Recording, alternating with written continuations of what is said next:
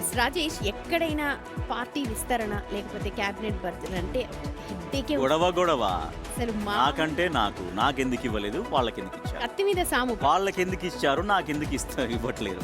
Same ఇలాంటిది, అది ఏ రాష్ట్రమైనా కావచ్చు. ఇలాంటి సీన్ ఇప్పుడు కర్ణాటకలో కూడా చోటు చేసుకుంటోంది. ఎందుకంటే కర్ణాటకలో మంత్రివర్గ విస్తరణ అక్కడ పెద్ద తలనొప్పిగా మారిపోయింది. అవును, క్యాబినెట్ లో కొందరికి బెర్తులు దక్కకపోవడంతో రాజీనామా అస్త్రాలు ప్రయోగిస్తున్నారు.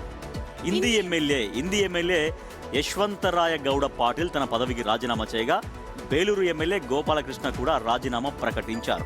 కర్ణాటక మంత్రివర్గ విస్తరణకు కాంగ్రెస్ హైకమాండ్ గ్రీన్ సిగ్నల్ అయితే ఇచ్చింది. ఈ మేరకు 20 మంది పేర్లను అధిష్టానం ఫైనల్ కూడా చేసింది. ఏఐసిసి చీఫ్ మల్లికార్జున ఖర్గే తుది జాబితాకు ఆమోద ముద్ర వేసి లిస్ట్ రిలీజ్ చేశారు. యువత మైనారిటీలకు కేబినెట్ లో పెద్ద పీట వేసింది అధిష్టానం. డీకే శివకుమార్ నేతృత్వంలోని మంత్రివర్గంలోకి కొత్తగా 20 మంది చేరుతున్నారు. వీరంతా ప్రస్తుతం మంత్రులుగా ప్రమాణ స్వీకారం చేయబోతున్నారు. మంత్రుల ప్రమాణ స్వీకారానికి ఏర్పాట్లు చేయాలని ఇటు సీఎం డీకే శివకుమార్ నిన్ననే లోక్ భవన్ అధికారులకు ముందస్తుగా సమాచారం కూడా ఇచ్చేశారు. సీఎం గా డీకే శివకుమార్ ప్రమాణ స్వీకార సమయంలో ఆయనతో పాటుగా 13 మంది మాత్రమే మంత్రులుగా ప్రమాణ స్వీకారం చేశారు. ఆల్రెడీ ప్రమాణ స్వీకార జరుగుతుంది. ఎగ్జాక్ట్ జరుగుతుంది ఆల్రెడీ. కర్ణాటక మంత్రివర్గం పూర్తిస్థాయి సామర్థ్యం 34 మంది కాగా తాజా విస్తరణతో కేబినెట్ లో ఖాళీగా ఉన్న 20 స్థానాలు భర్తీ అయ్యాయి. దీంతో ఇప్పుడు కర్ణాటక కేబినెట్ ఫుల్ ఫ్లెడ్జ్డ్ గా ఫిల్ అవుతోంది అని మనకు క్లియర్ కట్ గా అనిపిస్తోంది. రోన్ నియోజకవర్గ MLA BS Patil Karnataka assembly కొత్త స్పీకర్ గా ఎన్నిక కాగా ఏఎస్ పొన్నన్న డిప్యూటీ స్పీకర్ గా ఎంపికయ్యారు.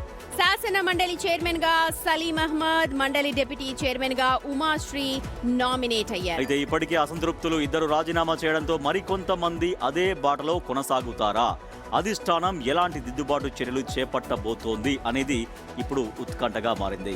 ఎప్పుడు కూడా ఉంటూనే ఉంటాయి, ఎందుకంటే అసంతృప్తులు ఉంటాయి. ఎందుకంటే అందరినీ కూడా సాటిస్ఫై చేయడం అది చాలా చాలా కష్ట సాధ్యమైన పని. ప్రతి ఒక్కరికి కూడా పదవులు ఇవ్వలేరు, ఎందుకంటే కొన్ని లిమిటెడే ఉంటాయి. ఇప్పుడు అందరికీ మంత్రి పదవులు దక్కవు కదా. సరే, చాలా వరకు అంటే వాళ్ళు కూడా కష్టపడే వాళ్ళే కావచ్చు.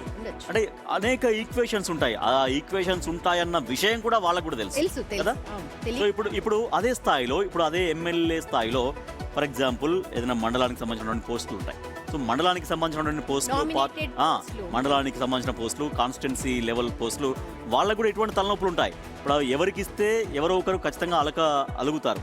కాబట్టి సో ఎవరి స్థాయిలో వాళ్ళకు ఉన్నప్పుడు ఇంకా ఈ అలకలు, ఈ గొడవలు ఇవన్నీ, పదవి ఉంటే ఆ పొజిషన్ కానీ ఆ దర్పం కానీ దర్జా వేరు. అయినప్పటికీ కూడా కాంగ్రెస్ లాంటి పెద్ద చరిత్ర కలిగిన దాంట్లో ఇవన్నీ కూడా ఎప్పుడు ఉంటాయి. కాకపోతే సర్దుకుపోవడం. సో ఆల్రెడీ మరి ఇద్దరు రాజీనామా చేసేసారంట. వాళ్ళు కూడా కొంతమంది అదే బాటలో ఉన్నారు అని మనకు ఇంటర్నల్ గా అందుతున్న సమాచారం. రాజీనామా చేసిన వాళ్ళు మళ్ళీ దారిలోకి తీసుకొచ్చుకుంటారు. సహజంగా ఎలా బుజ్జగిస్తారు, ఏం పదవులు ఇస్తారు? ఐ థింక్ ఇటువంటి వాళ్ళు ఏం చేస్తారంటే మళ్ళీ ఏదైనా రాష్ట్ర స్థాయిలో చైర్మన్ పోస్ట్ ఇవ్వడం, అంటే ఎమ్మెల్యేగా కొనసాగుతున్నప్పటికీ కూడా కేబినెట్ హోదా వచ్చేలాగా ఏదైనా ఒకటి అడ్జస్ట్మెంట్స్ చేసే అవకాశం ఉంటుంది.